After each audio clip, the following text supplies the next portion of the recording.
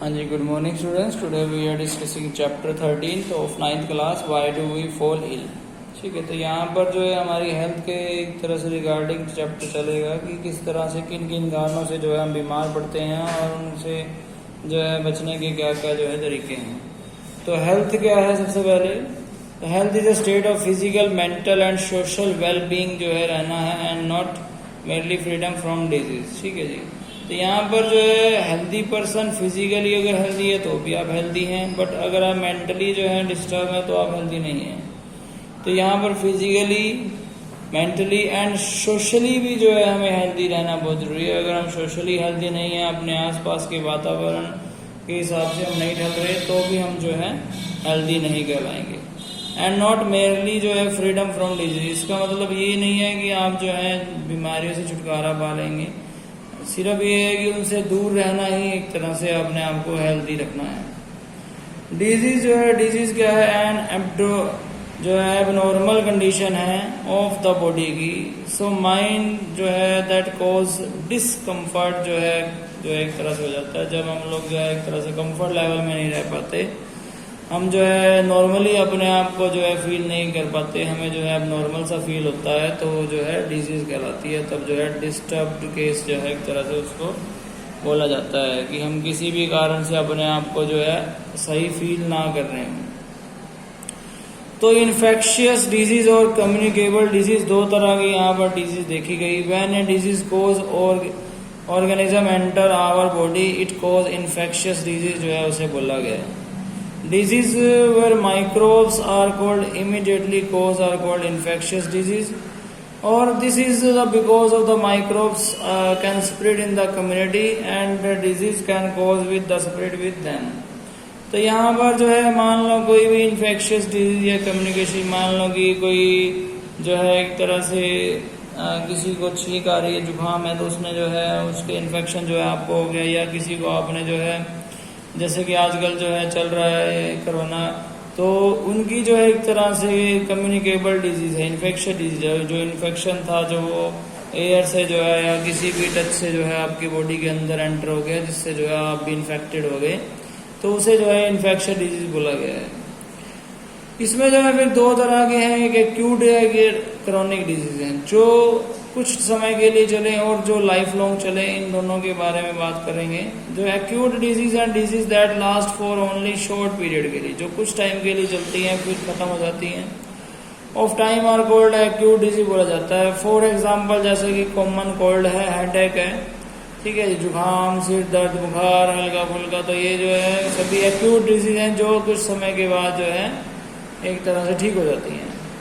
Chronic disease कौन सी हैं? वो हैं जो लाइफ लॉन्ग जो है एक बार अगर आपको होगी तो सारी उम्र आपके साथ जो है वो चलेंगी। Disease that last long for long time के लिए, even as much as a lifetime, जो है जितना आपकी जिंदगी होगी उतना आपके साथ ये बीमारी चलती रहेगी।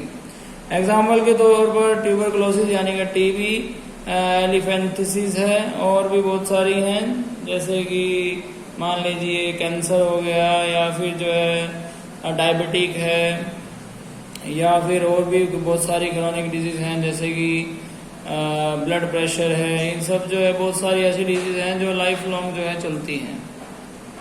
उसके बाद इन्फ्लेमेशन के बारे में बात करते हैं। एन एक्टिव इम्यून सिस्टम है जो रिक्वायर करता है many cell of the affected tissue के to kill off the disease cause microbes. तो इन्फ्लेमेशन है यानी कि आपके पास जो है एक तरह से क्या आपकी इम्यूनिटी क्या है, आपके बॉडी की जो इम्यूनिटी है, आपकी बॉडी की जो एक तरह से पावर है जो बीमारियों से लड़ने में आपकी मदद करती है।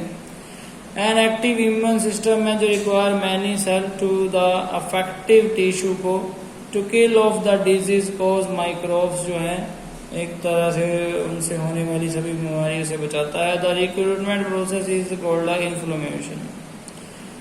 आगे कुछ इन्फेक्शन एजेंट हैं और उसकी होने वाली बीमारियां हैं।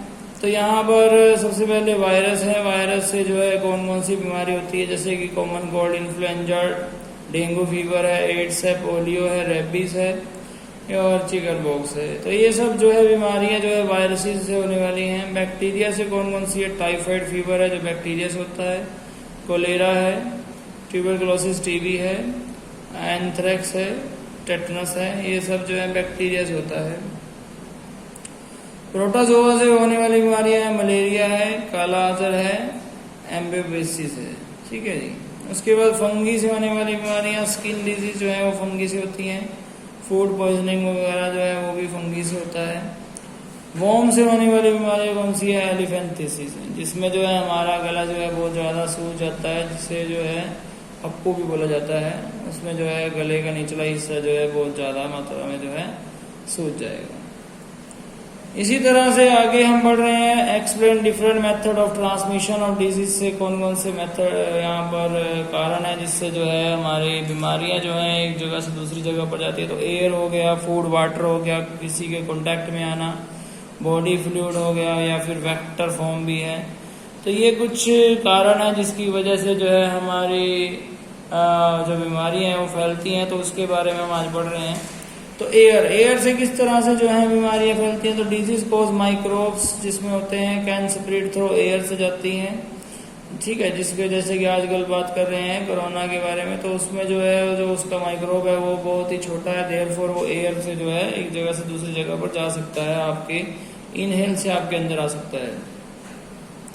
This occur through the little droplet की तरह होते हैं, थ्रो आउट बाय एन जो है इन्फेक्टेड पर्सन से बाहर आते हैं, जो उसके जुकाम से, उसकी खांसी से।